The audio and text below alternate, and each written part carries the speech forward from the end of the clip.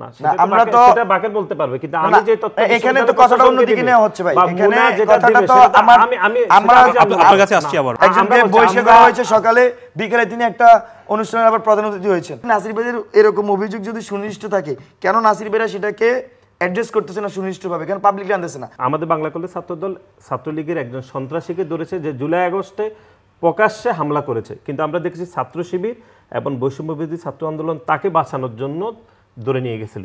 পরে আমাদের ছাত্রদলের নেতৃবৃন্দ তাকে পুলিশে উঠিয়ে দিয়েছে। প্রতিটি হলে ছাত্রলীগের অসংখ্য নেতাকর্মী হলে ছাত্রলীগের কার্যক্রম পরিচালিত করেছে। কয়েকজন নেতাকর্মী ছাত্রলীগের হল থেকে বের হয়েছে, সবাই ঠিকই হলে থাকছে, কোনো না কোনো ব্যক্তি শেল্টারে থাকছে। আচ্ছা, এখানে নাসির ভাইয়ের যে কথা বললেন, নাসির ভাই যে ক্যাম্পাসের বর্তমান যে পরিস্থিতি সম্পর্কে একটু ভাই আলোকপাত করলে, এখানে ছাত্রলীগে যারা প্রকাশ্যে সন্ত্রাস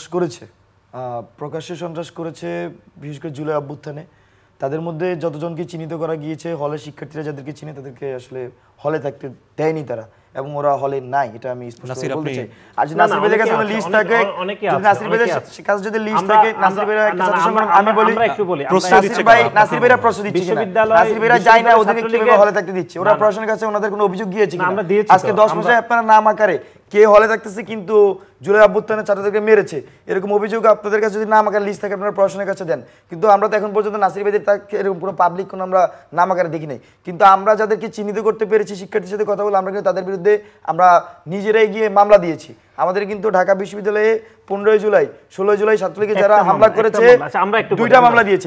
আমরা একটু বলি, আমরা ঢাকা বিশ্ববিদ্যালয়ে মাননীয় vice chancellor, pro vice chancellor, proctor বা যারা আছে তাদের কাছে আমরা লিখিতভাবে একাধিকবার দিয়েছি। শুধু বিশ্ববিদ্যালয়ের শিক্ষার্থীদের বিষয় নয়, বরং ঢাকা বিশ্ববিদ্যালয়ে যারা প্যাসিবাদ কায়েম করেছে সেই সকল শিক্ষকরা, তারা স্বপদে বল রয়েছে। ঢাকা বিশ্ববিদ্যালয়ের শিক্ষার্থীদের উপর যারা হামলা করেছে, কয়েকজন চিহ্নিত ছাত্রলীগের সন্ত্রাসী তারা নিজেই পালিয়ে গেছে। তালিকা দিচ্ছেন না? আমরা লিখিতভাবে অনেকের বিষয়ে অভিযোগ দিয়েছি, বিশ্ববিদ্যালয় বলছে পর্যালোচনা করছে, তাহলে বাকিরা জানে না, সেটা তো বাকের জানবে না। আমি যে বিশ্ববিদ্যালয় প্রশাসনকে যেটি দিব সেটা তো বাকের জানার কথা না। বাকের যেটা ছাত্রলীগের বা যারা হলে আছে তারা সেই তথ্য বাকিরা জানে না কেন? আমরা তো সেটা বাকের বলতে পারবে, কিন্তু আমি যে তথ্য এখানে তো কথাটা অন্যদিকে নেওয়া হচ্ছে ভাই। এখানে কথাটা তো আমরা আপনার কাছে আসছি আবারো। ওকে, আপনি বলুন। আমরা যতদূর জেনেছি, আমরা তাদেরকে চিহ্নিত করেছি, তাদের লিস্ট প্রকাশ করেছি, আমরা সেই লিস্টের বিপরীতে তাদেরকে মামলাও দিয়েছি। কিন্তু ঢাকা বিশ্ববিদ্যালয়ের ছাত্রদল ক্যাম্পে এরকম কোনো কার্যক্রমে অংশগ্রহণ করতে দেখিনি। বরং হচ্ছে আমরা দেখেছি লোকালি বিভিন্নভাবে যারা সন্ত্রাস করেছে তাদেরকে কিন্তু এই রাজনৈতিক আশ্রয় দেওয়া হচ্ছে, এরকম আমরা দেখেছি। এরকম তথ্য আপনারা আসবেন, এবং আপনারা দেখবেন যে বিএনপি থেকে একজনকে বহিষ্কার করা হয়েছে সকালে, বিকেলে তিনি একটা অনুষ্ঠানের আবার প্রধান অতিথি হয়েছেন। তো সামগ্রিকভাবে মানে এই যে অভ্যুত্থান পরবর্তী সময়ে রাজনৈতিক খুন আপনারা দেখেছেন যে কি পরিমাণ বেড়েছে, এবং একই সাথে ক্যাম্পাসগুলোতে রাজনৈতিক সহাবস্থান আমি ঢাকা বিশ্ববিদ্যালয়ে যথেষ্ট পরিমাণ আছে।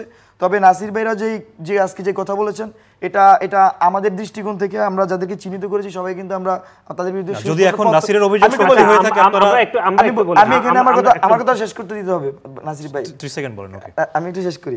আমার কথা যদি নাসির ভাইয়ের এরকম অভিযোগ যদি সুনির্দিষ্ট থাকে, কেন নাসির ভাইরা সেটাকে অ্যাড্রেস করতেছে না সুনির্দিষ্টভাবে, কেন পাবলিকলি আনতেছে না? আর যদি পাবলিকলি না এনে এখানে টক শো বা অন্য কোথাও গিয়ে বলে যে না এরকম আছে, আমি জানি কিন্তু নাম বলবো না, তার মানে তো এটা উদ্দেশ্য প্রণোদিত। এখানে আমরা নাম বলি না, তাহলে আমরা নাসিরের কাছে 30 সেকেন্ড বলবো। মজুমদার আমাকে ভুলভাবে উনি ব্যাখ্যা করছেন। আমরা বিশ্ববিদ্যালয় প্রশাসনকে পলিসিগতভাবে নির্দিষ্ট করে নাম আমরা দিয়েছি। এবং আপনাকে গতকালের কথা বলি, গতকাল বাংলা কলেজে আমাদের বাংলা কলেজ ছাত্রদল ছাত্রলীগের একজন সন্ত্রাসীকে ধরেছে যে জুলাই আগস্টে প্রকাশ্যে হামলা করেছে, কিন্তু আমরা দেখেছি ছাত্র শিবির এবং বৈষম্যবিরোধী ছাত্র আন্দোলন তাকে বাঁচানোর জন্য ধরে নিয়ে গেছিল। পরে আমাদের ছাত্রদলের নেতৃবৃন্দ তাকে পুলিশে উঠিয়ে দিয়েছে। এটা একটি বিচ্ছিন্ন ঘটনা। কিন্তু ঢাকা বিশ্ববিদ্যালয়ে আমরা যেটি দেখলাম, ঢাকা বিশ্ববিদ্যালয়ের বিষয়ে আমরা ঢাকা বিশ্ববিদ্যালয় প্রশাসনের নিকট আমরা লিখিতভাবে জানিয়েছি যে কোন কোন জায়গায় আমাদের বিরোধিতা রয়েছে বা কারা কারা হলে থাকছে।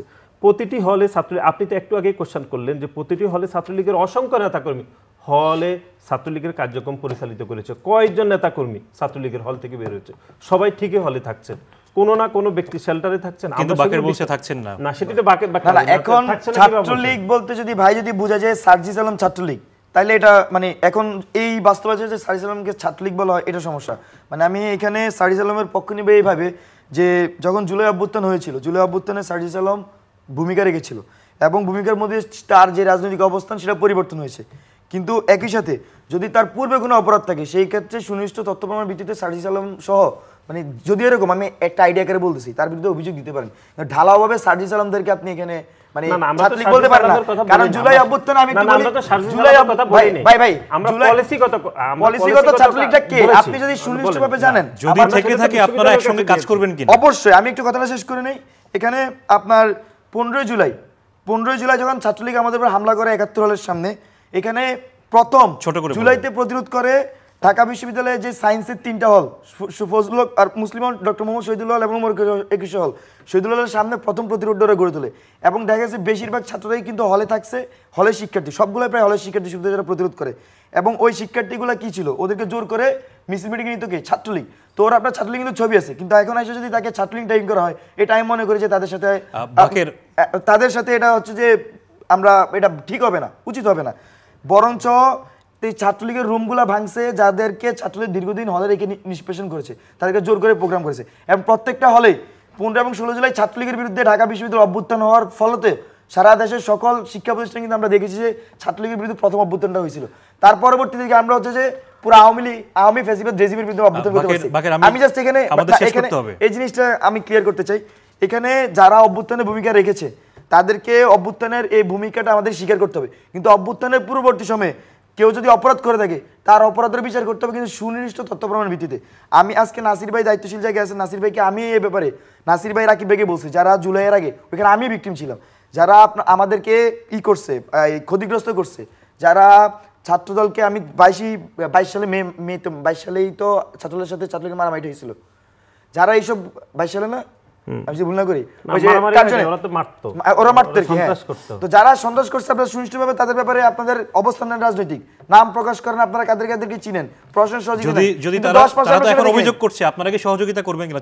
শুধু সহযোগিতা করব না, আমি রাকিব ভাই নাসির ভাইকে বলছি, রাকিব ভাইকে মনে হয় নাসির ভাইকেও বলছি আলাদাভাবে, সময় রোজার সময় বলছি যে ভাই আমরা এমন একটা সকল ছাত্র সংগঠন ফেসিবাদের বিরুদ্ধে যারা আমরা ছাত্রলীগ দ্বারা নিষ্পেষিত সবাই একটা আমরা প্ল্যাটফর্ম করি।